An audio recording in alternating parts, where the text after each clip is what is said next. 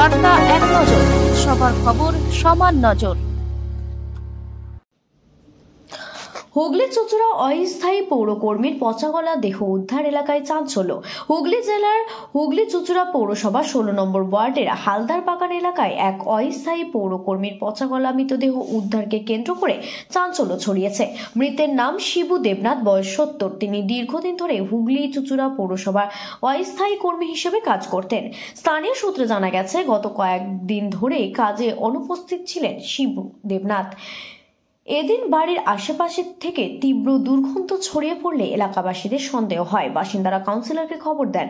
এরপর কাউন্সিলরের মাধ্যমে বিষয়টি চুঁচুড়া থানার পুলিশকে জানানো হয়। পুলিশ ঘটনাস্থলে এসে বাড়ির দরজা ভেঙে প্রবেশ করেন। সেখানে শিবুর পচা গলা ও বিকৃত দেহ উদ্ধার করেন। প্রাথমিকভাবে মনে করা হচ্ছে কয়েকদিন আগেই তার মৃত্যু হয়েছে। জানা গেছে, শিবু দেবনাথ একাই থাকতেন, তার স্ত্রী ও সন্তানরা অন্যত্র থাকেন।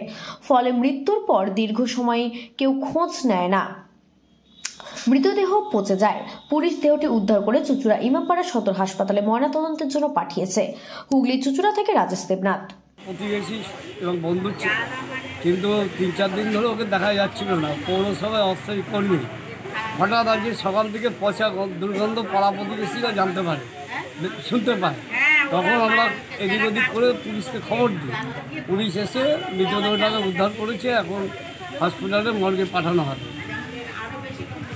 কিন্তু দারিদ্র এবং ওর বিয়েও করেছে, বউ থাকে না, বউ বাপের বাড়ি থাকে।